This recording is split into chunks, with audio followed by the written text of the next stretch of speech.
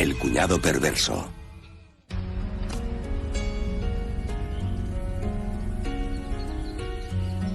Martes 3 de marzo de 1987 en Dove Meadows, un vecindario de la pacífica comunidad de Spring, Texas, a 40 kilómetros al norte de Houston.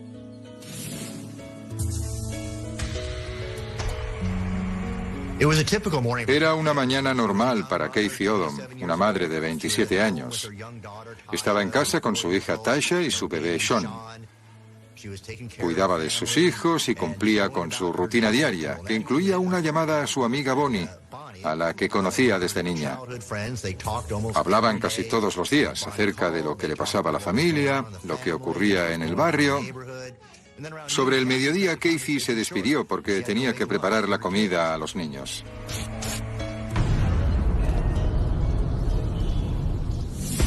Más tarde, el mismo día, otra amiga, Lorna, trató de contactar con ella. Hablaban muy a menudo, pero esa vez nadie respondió al teléfono. Lo intentó de nuevo sin resultado.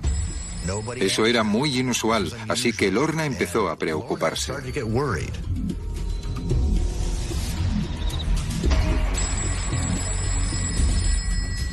Esa tarde, Lorna Portland recibe por fin una llamada, pero no es de Kathy, sino de su marido, Mike. Mike estaba preocupado. Había estado tratando de localizar a Kathy. Debería estar en casa con los niños, así que le preguntó a Lorna si la habían visto o habían hablado. Lorna le contó que lo había intentado y ambos se preocuparon aún más. Mike le pidió a Lorna que pasase por su casa para asegurarse de que todo iba bien, y esta le pidió a su marido que fuera a ver a Kathy.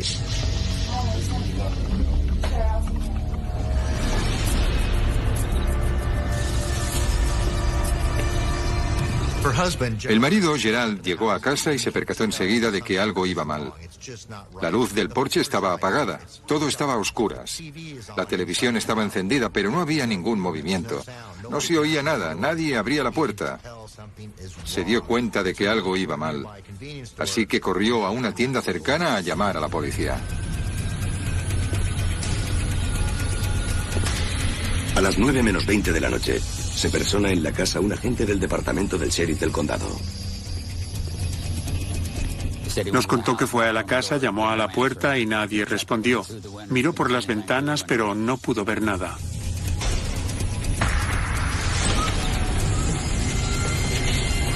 Trató de abrir la puerta principal y el pestillo no estaba echado. Entró, oía llorar a un bebé. Subió hasta la habitación de matrimonio y encontró a un niño de 2 meses en la cama. Después de asegurarse de que está a salvo, el agente continúa inspeccionando la casa. Solo queda una habitación, el cuarto de los niños, en cuyo interior le espera una visión aterradora: el cadáver de Kathy Odom. Ha sido apuñalada varias veces y le han cortado la garganta. Pero la pesadilla continúa. Justo cuando se dispone a salir para pedir refuerzos, descubre otro cuerpo. Es Tasha, la niña de 4 años de Kathy. Ha sido brutalmente golpeada y parece que esté muerta. Cuando se acerca más se da cuenta de que todavía respira. Entonces sale corriendo para buscar ayuda.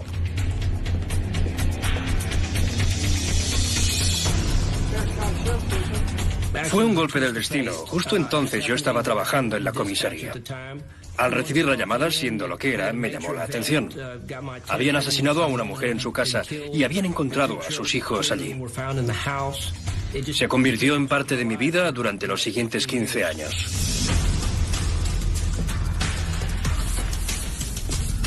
La policía acude al domicilio y comienza a buscar pruebas meticulosamente.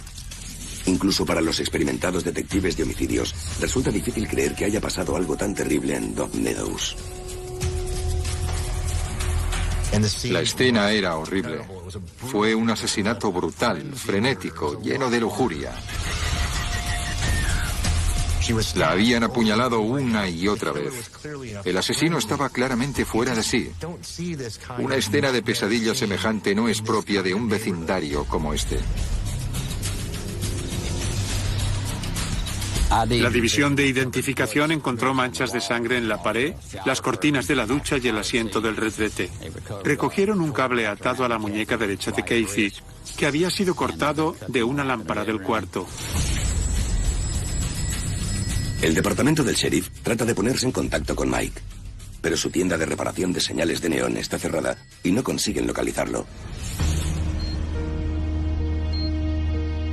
Las autoridades informan a los padres de Casey, Charlene y Frank Martin de que sus nietos han sido trasladados al hospital. Tasha sigue inconsciente, con graves contusiones en la cabeza.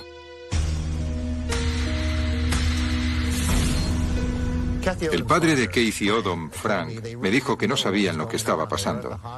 Estaban en el hospital y nadie les había dicho nada sobre el asesinato. No se enteraron hasta que lo vieron en las noticias. Así descubrieron que su hija había muerto. Frank es un hombre muy directo, muy de Oklahoma, pero me dijo que cuando vio las noticias lloró como un niño.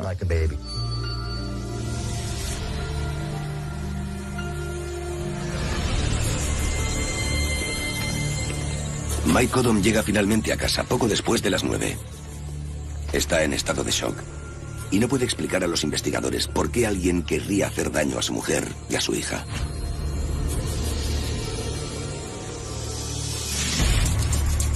La casa tampoco proporciona muchas respuestas. Aunque parece un ataque poco organizado, el asesino apenas ha dejado pruebas.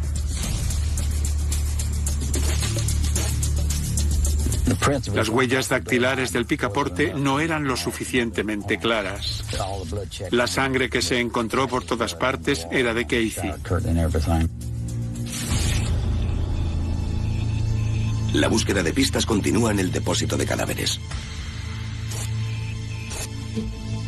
La autopsia demostró que habían apuñalado a Casey 10 veces en el pecho y 6 en el abdomen. La herida más profunda era de 14 centímetros y la más superficial de 7. Le habían cortado el cuello 3 veces y tenía semen en sus cavidades y sobre el cuerpo.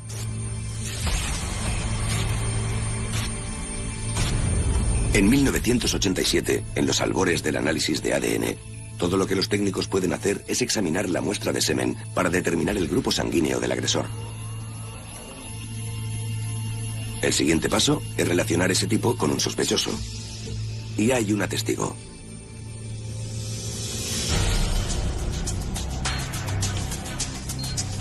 Intentamos hablar con la niña, Tasha, pero se limitaba a responder sí o no.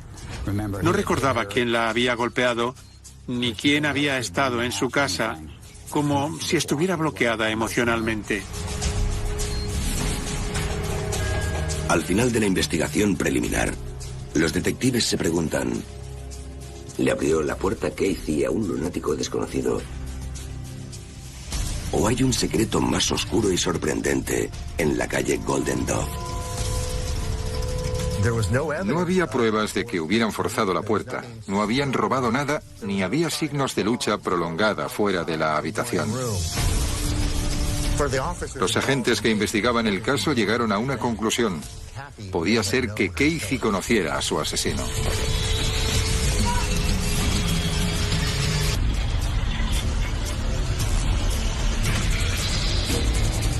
Marzo de 1987. La vida en el barrio residencial de Spring, en Texas, ha dado un vuelco con el asesinato de la joven Casey Odom y la agresión a su hija de 4 años, Tasha. Días después del ataque, todo el vecindario se encuentra aterrado. Sobre todo las amas de casa. Pero sin una cerradura forzada, los investigadores se preguntan si Casey conocía al atacante o si éste tenía su propia llave. El detective Ronnie Phillips dirige su atención al marido y a la relación de la pareja, que ha sido problemática desde el principio. Cuando asesinan a una mujer casada, el marido es siempre el primer sospechoso. Nos pareció raro que Mike pidiera a otra persona que fuera a ver cómo estaba Casey, en lugar de ir a casa y comprobarlo él mismo.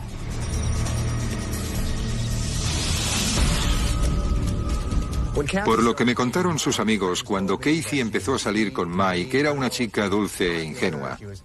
Era popular, salía con la panda del instituto y según todas las apariencias estaba muy enamorada de él. Tenían una conexión muy fuerte y siempre estaban juntos. Para disgusto de la hermana pequeña de Casey, Shelly. De niñas, Casey y Shelly eran inseparables. Eran de esas hermanas que lo hacen todo juntas. Jugaban juntas, compartían experiencias. Estaban muy unidas y eso cambió cuando Casey conoció a Mike Codom.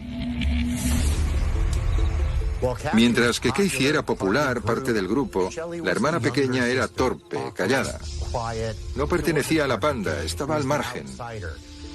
Todo eso también cambió cuando conoció a Greg Marquardt, con 17 años, que era mayor y había estado casado con la hermana de Mike. Bajo la influencia de sus novios, las hermanas empiezan a beber y a drogarse regularmente. Y durante un tiempo, la fiesta es constante. Pero parece que Mike y Casey están flirteando con el peligro.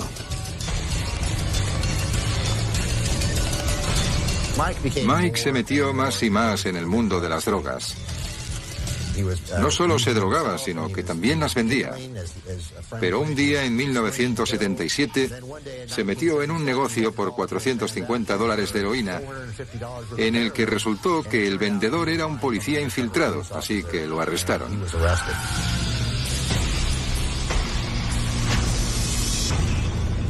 Se declaró culpable de la acusación de posesión de droga y lo condenaron a 6 años de prisión. Casey quedó desconsolada, pero permaneció a su lado y le esperó hasta que salió de la cárcel 2 años después. Casey y Mike se casan en 1980 con Shelly como dama de honor. Mike empieza a trabajar en el negocio de su suegro y Casey se queda embarazada. Mike parecía estar sentando la cabeza, pero no acababa de conseguirlo. Una noche, conduciendo su deportivo, lo paró la policía y se dio a la fuga. Estaba drogado y comenzó una persecución con la policía por el oeste de Houston. Atravesó controles, ignoró las señales de stop y finalmente chocó contra un control policial. Sin embargo, Casey y Mike habían llegado a un punto de inflexión y su relación había cambiado. Estaban cansados del mundo de la droga al que habían pertenecido tanto tiempo. Casey especialmente estaba lista para dejarlo atrás. Habían decidido dar otro rumbo a sus vidas.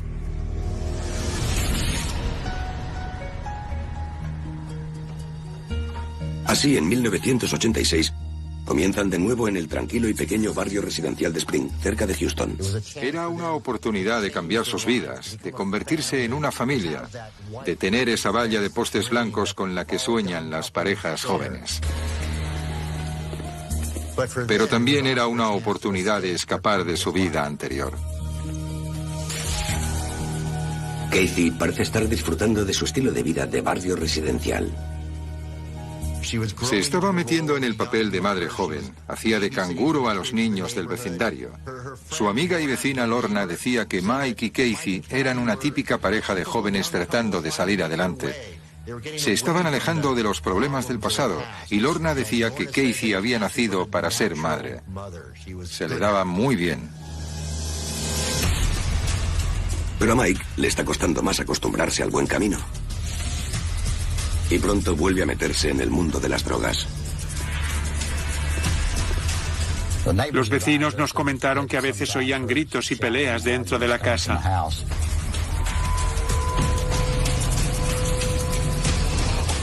Ahora los investigadores deben descubrir si esas peleas causaron la muerte de Casey. Pocos días después del asesinato, Mike vació toda la casa. Cogió todos los muebles y se marchó. No volvió a pasar una noche allí. Nunca volvió a dormir en aquel lugar. Dijo que le resultaba imposible volver. Más tarde me confesó que se sentía como si hubieran quemado su valla blanca. Frank, el padre de Casey, no creyó la historia de Mike ni por un momento. Desde el principio le pareció sospechoso que se fuera sin más con todos los muebles. También pensaba que al hacerlo había destruido pruebas que podrían haber ayudado a la policía. ¿Esconde Mike Odom un terrible secreto? ¿O hay más en el asesinato de Casey de lo que parece a primera vista?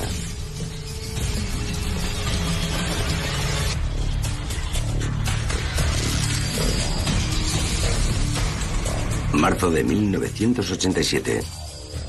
En el condado de Harris, Texas, los detectives que investigan la muerte de Casey Odom centran su mirada en Mike, su marido. Se ha de entender cómo piensan los detectives. Siempre empiezan con el sospechoso más evidente, porque el sospechoso más evidente suele ser siempre el asesino. Así que van de inmediato a por el marido. Y en este caso, el marido no estaba en casa ese día. No sabían dónde estaba. Tiene un pasado conocido en el mundo de las drogas, se relaciona con mala gente. Mike se convierte casi de inmediato en el principal sospechoso.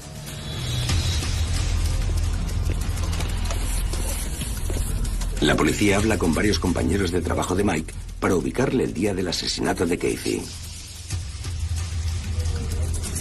Comprueban que Mike estaba de servicio en el momento, muy lejos de casa. Los registros telefónicos demuestran que llamó a Lorna Portlands desde un teléfono público en el juzgado del condado. Los funcionarios confirman que Mike tenía que presentarse en el juzgado ese día, lo que explica por qué llegó tan tarde a casa.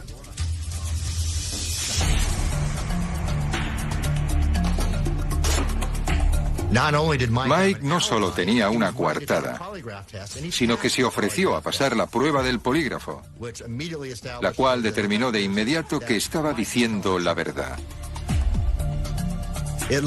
Esta situación hizo que la policía se planteara que si de hecho Casey conocía a su asesino y no era su marido Mike, ¿a quién dejó entrar en casa ese día?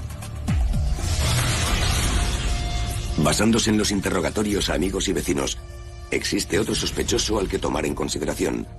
Alguien que conoce a Casey desde hace casi tanto como Mike. La antigua vecina de Casey, Lorna, cuenta a la policía que las semanas antes del crimen, Casey recibió una serie de llamadas obscenas que podrían haber sido de alguien muy cercano. Su cuñado, Greg Marquardt.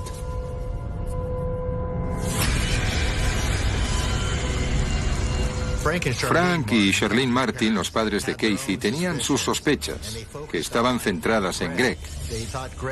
Pensaban que estaba actuando de manera extraña. Greg y Shelley no aparecieron después del asesinato.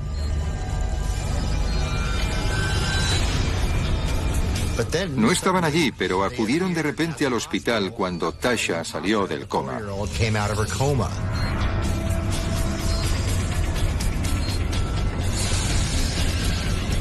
Mientras Tasha estaba ingresada en el hospital, sus abuelos Frank y Charlene estuvieron con ella.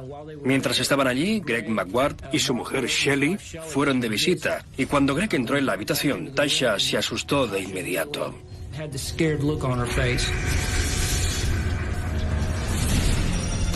Por suerte, el hospital mantiene a la niña bajo una estrecha vigilancia.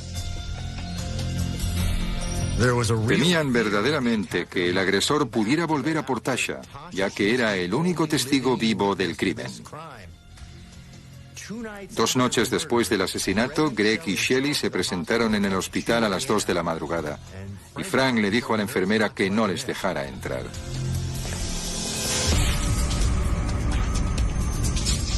Empezando a sospechar, los investigadores piden al matrimonio Marquardt que acuda al departamento del sheriff para responder algunas preguntas. Greg tenía una coartada. Contó a los investigadores que había llevado a su mujer Shelley a clase.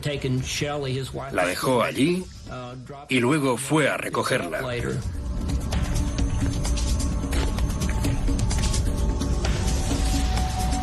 Les pedimos a la hermana de la víctima y a su marido que vinieran a prestar declaración y a someterse a la prueba del polígrafo. Mientras Shelley la pasaba, Greg nos dijo que tenía que ir a echar dinero al parquímetro. Salió de la oficina y 10 minutos después, su abogado nos llamó diciéndonos que no iba a volver. No declararía ni se sometería al polígrafo. Se marchó sin más. Imagínese la escena. Deja a los detectives y no vuelve. Y se niega a pasar la prueba del polígrafo. ¿No le parece sospechoso? ¿Se imagina el descaro de ese tipo? Así, Greg Marquardt se convirtió en nuestro único sospechoso. Los investigadores repasan a fondo la biografía de Gregory Marquardt. Queda claro que es un hombre al que le gusta seguir sus propias reglas. Greg era un tipo gregario, algo prepotente. Era el que siempre podía conseguir drogas, conocía a todo el mundo y se relacionaba con gente de los bajos fondos. Uno podía entender que una cría quedara prendada de él en ese mundo.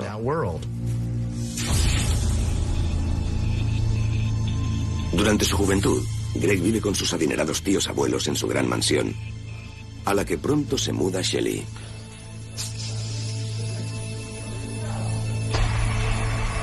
El padre de las chicas no está nada satisfecho con esta relación. A Frank Martin no le gustaba Greg. Le parecía un manipulador y se daba cuenta de sus cambios de humor.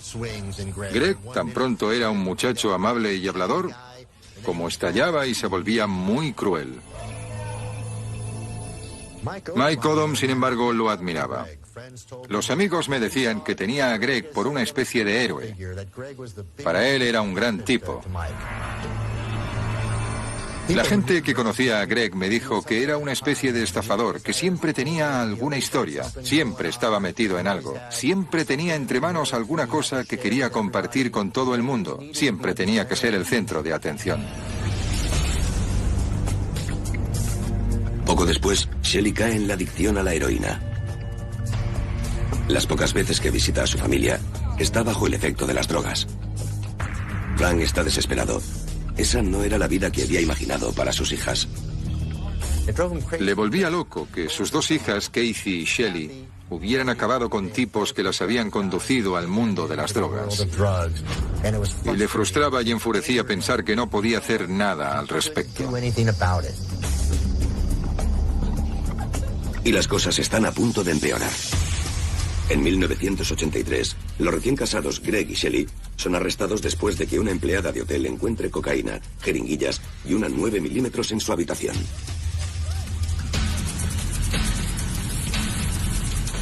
Greg y Shelley son declarados culpables de un delito de posesión, pero salen bastante airosos.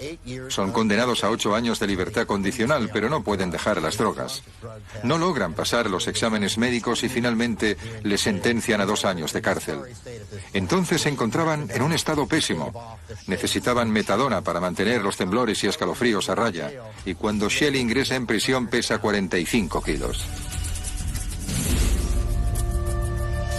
Cuando Greg y Shelley quedan libres, Kathy y Mike Odom se han mudado a la casa en la calle Golden Dove en busca de una segunda oportunidad. Pero cuando Greg y Shelley aparecen, traen consigo el pasado.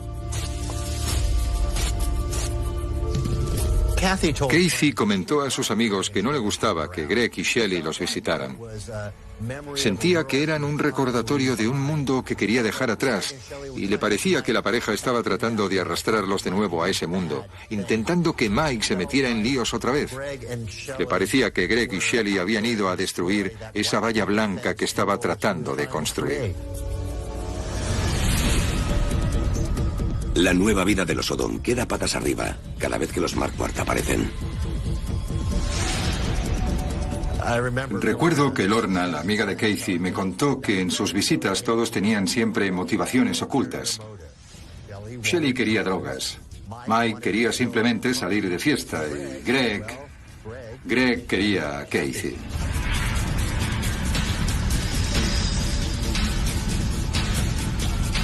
El interés de Greg en su cuñada rayaba la obsesión. Kathy dijo que una vez, mientras Shelley estaba en otra habitación bañando a Tasha, Greg trató de besarla y que no se trataba de un incidente aislado y él no aceptaba un no por respuesta.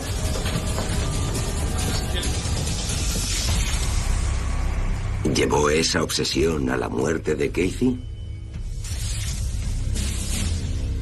3 semanas después del asesinato, Frank Martin informa a los detectives de que su hija ha ido a su casa tras una fuerte discusión con Greg.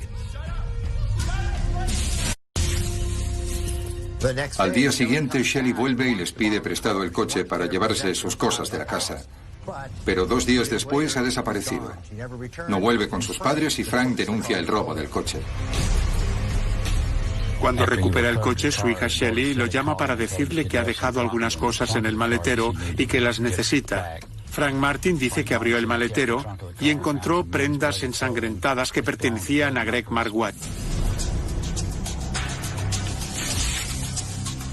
Nos trajo la ropa a la oficina y la enviamos al laboratorio. La sangre era de Casey. Pensamos que lo habíamos atrapado, pero no había sangre suficiente para probar que había estado en la escena del crimen. Parecía un gran descubrimiento para el caso, pero no llevó a ninguna parte. Otro camino sin salida. El fiscal del distrito se negó a procesarlo sin pruebas concluyentes. Y Marquardt no iba a hablar. Se negaba a someterse al polígrafo. Solo se comunicaba por medio de su abogado. Y encima su coartada, el tipo con el que decía haber estado el día de los hechos, murió sin que la policía pudiera tomarle declaración.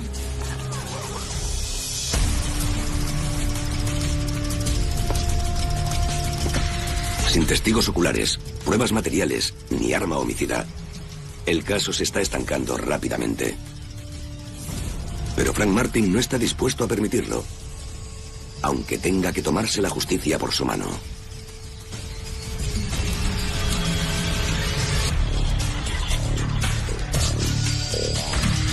La investigación sobre la muerte de Casey Odom en marzo de 1987 ha centrado sus sospechas en una persona, el cuñado de Casey, Greg Marquardt. Pero después de casi un año sin pruebas concluyentes, el caso sigue abierto. La historia se olvidó rápidamente. Tanto los vecinos como los detectives siguieron con sus cosas. Afrontémoslo. Era tan solo otro asesinato sin resolver en una ciudad llena de crímenes sin resolver. La vida continúa en Spring, Texas, pero no para el padre de Casey, Frank Martin.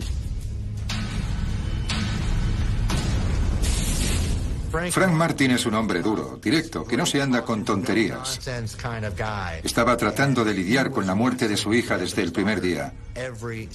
Estaba convencido de que los detectives del condado de Harris habían estado desacertados en su investigación.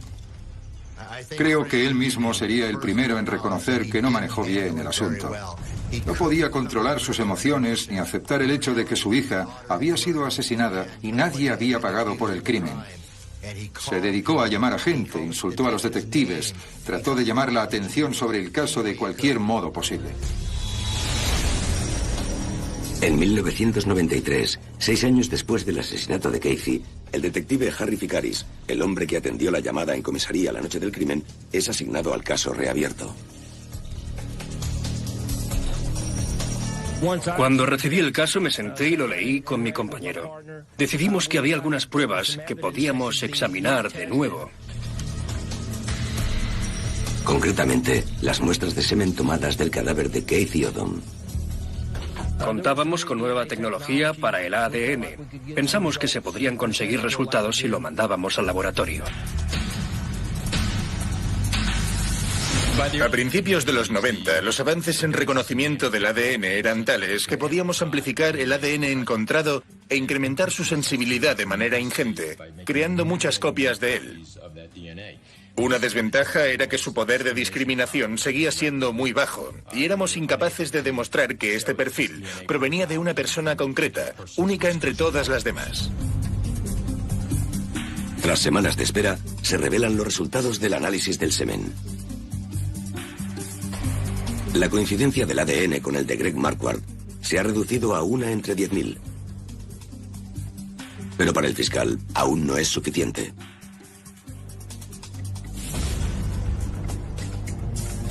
El detective Ficaris vuelve a lo básico, escudriñando el archivo una vez más. Desesperado por encontrar una pista que se haya pasado por alto, que vincule finalmente a Marquardt con el crimen. Se centra en la mañana del asesinato.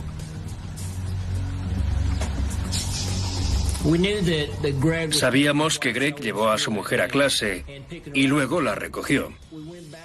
Volvimos atrás para comprobar si ella estaba en clase, y así era.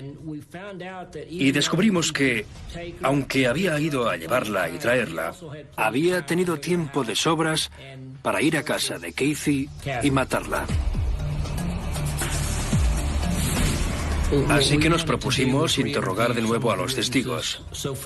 Primero fuimos a ver a Frank y Charlene Martin y les dijimos que queríamos hablar con Tasha. Decidimos llevarla a un hipnotizador forense, pensando que podría ayudarle a recordar lo que había ocurrido ese día. Y eso fue lo que hicimos. La puso en un estado de relajación total y, extrañamente, pudo recordar cosas que habían ocurrido justo después. Pero fue incapaz de acordarse de lo que sucedió aquel día.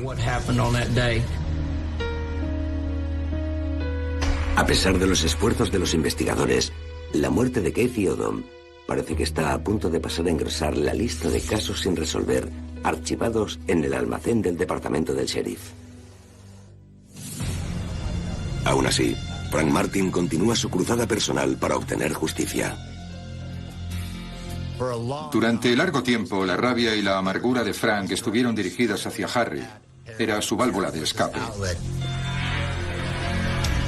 Frank me contó que una parte de sí mismo había muerto cuando mataron a Casey y no podía superarlo.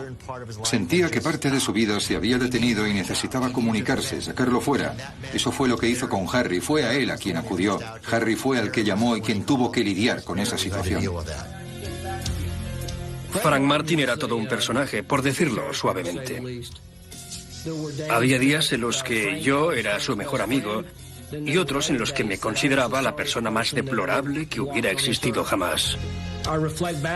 Cuando reflexiono sobre ello y pienso en lo que yo hubiera hecho si hubiera estado en su lugar, creo que habría sido 100 veces peor que él.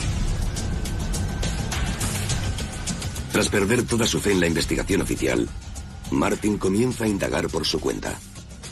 Empieza a seguir a Marquardt, esperando que su yerno cometa un tropiezo y proporcione la pista que resuelva el caso.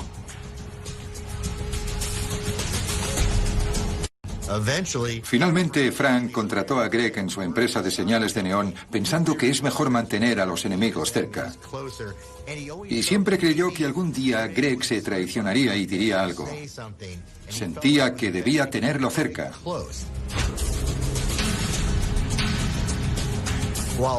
Mientras Frank Martin hacía todo lo posible para convencer a la gente de que Greg había matado a Casey, su hija Shelley estaba de parte de su marido. Estaba muy a la defensiva. No cooperó con la policía y se negó a creer que Greg tuviera nada que ver con el asesinato. Parece que la ciudad de Spring, Texas, nunca sabrá qué pasó realmente con Casey Odom. Al menos hasta 1998, cuando el departamento del sheriff da un paso sorprendente. El sheriff decide formar una unidad de casos abiertos para investigar homicidios sin resolver. Dos de los detectives de esta unidad serán Roger Wentworth y el viejo némesis de Frank Martin, Harry Ficaris. Y por supuesto, el primer caso por el que comienza Harry es el asesinato de Casey Odom. Han pasado 10 años desde la muerte de Casey y 5 desde el último examen de ADN. 5 años en los que la tecnología ha mejorado en gran medida. Inicialmente, el reconocimiento de ADN requería una mancha de sangre del tamaño de una moneda para lograr un perfil completo. Con el paso de los años, la tecnología mejoró y el tamaño de la muestra disminuyó hasta el extremo de que, para conseguirlo, era suficiente una mancha como el punto del final de una frase. Los investigadores consiguen una orden para tomar muestras de cabellos, sangre y saliva de Greg Marquardt.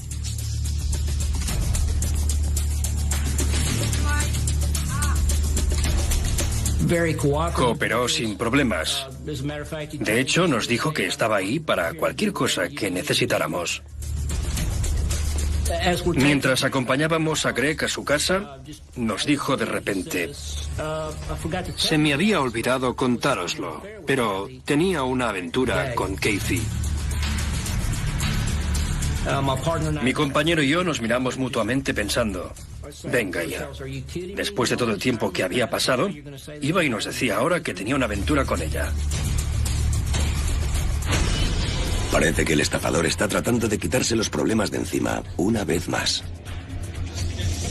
Sabía que si su ADN aparecía en los restos de Casey Odom, iba a tener serios problemas. Así que necesitaba una excusa para justificar por qué estaba allí. ¿Pueden hacer algo los investigadores para atrapar a este sospechoso escurridizo?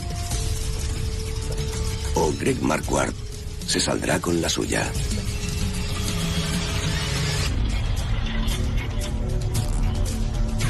Diez años después del asesinato de Casey Odom, los investigadores han topado con un nuevo obstáculo, aunque tienen a un probable sospechoso y acceso a nueva tecnología.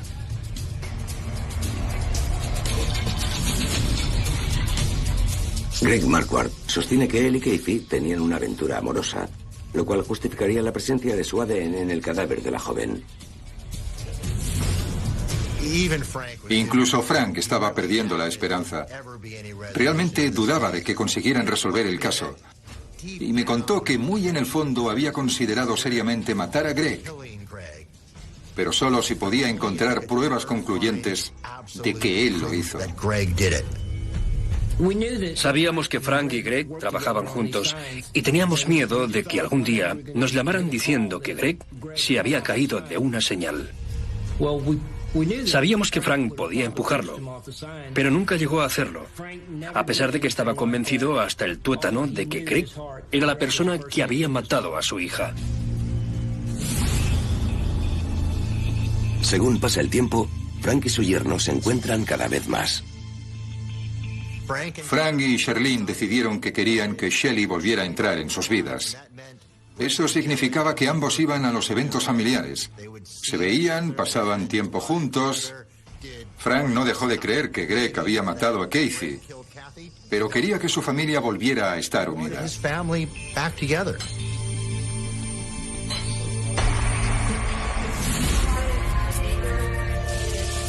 En el 2002, Greg Marquardt celebra su cumpleaños. Hace 15 años del brutal homicidio de Casey. Para Greg, el asesinato de Casey era algo del pasado. Había seguido adelante, se iba de crucero con Shelley. Seguramente pensaba que se había librado.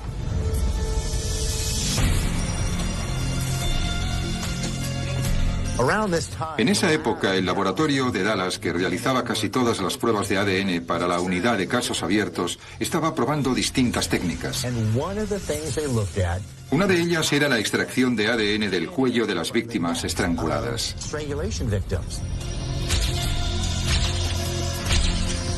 En el 2002, el reconocimiento de ADN había evolucionado e incrementado su sensibilidad y poder de discriminación. Esto permite a los investigadores saber con mayor certeza que tienen a la persona adecuada. La investigación sobre víctimas de asfixia recuerda a los detectives una prueba del caso Odom que nunca ha sido examinada en busca de ADN. Vimos un cable eléctrico atado a la muñeca de Casey y se nos ocurrió mandarlo al laboratorio y ver si podíamos encontrar el ADN de Greg.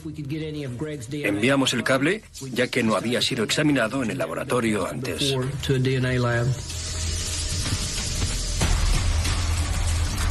Uno de los últimos avances en el reconocimiento de ADN utiliza el llamado ADN de contacto, que consiste simplemente en las células cutáneas que un individuo deja cuando toca un objeto. Perdemos células constantemente, y esas células están ahí y pueden detectarse. En el cable de la lámpara había una mezcla de ADNs. El de la víctima, porque lo había tenido alrededor de las muñecas, pero también el del individuo que la ató. Todavía recuerdo el día en que recibimos la noticia de que existía una coincidencia, de que teníamos el ADN de Greg Marquardt mezclado con la sangre de Casey. No puedo describir cómo me sentí cuando me enteré. ¿De qué otra manera podría haber llegado el ADN de Greg Marquardt al cable atado a las muñecas de Casey? Solo había una posibilidad. Él estaba allí y por primera vez tenían pruebas concluyentes.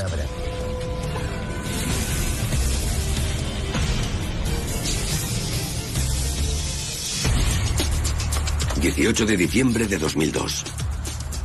Tras 15 años de callejones sin salida y retrasos frustrantes, los detectives Picaris y Wedgeworth detienen a Greg Marquardt por el asesinato en primer grado de Casey Odom. Todavía recuerdo la sensación que tenía de que le iba a dar a Frank Martin el mejor regalo de Navidad de su vida.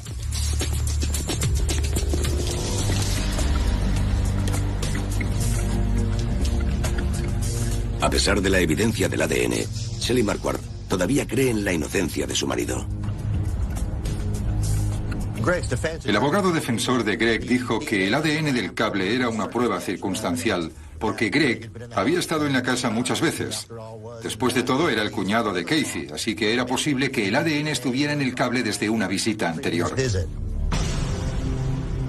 Sin embargo, eso no funcionó. Después de tanto tiempo, después de todas las negativas, Greg fue declarado culpable en 2004. Hizo un trato con el fiscal, reconoció el crimen y aceptó una sentencia de 45 años para evitar la pena de muerte.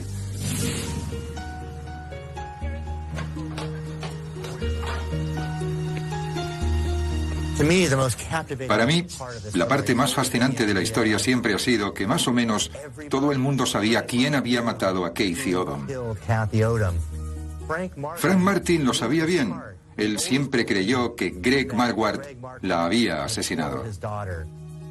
Pero Greg no desapareció, siempre estaba allí, junto a la vuelta de la esquina, trabajando con Frank.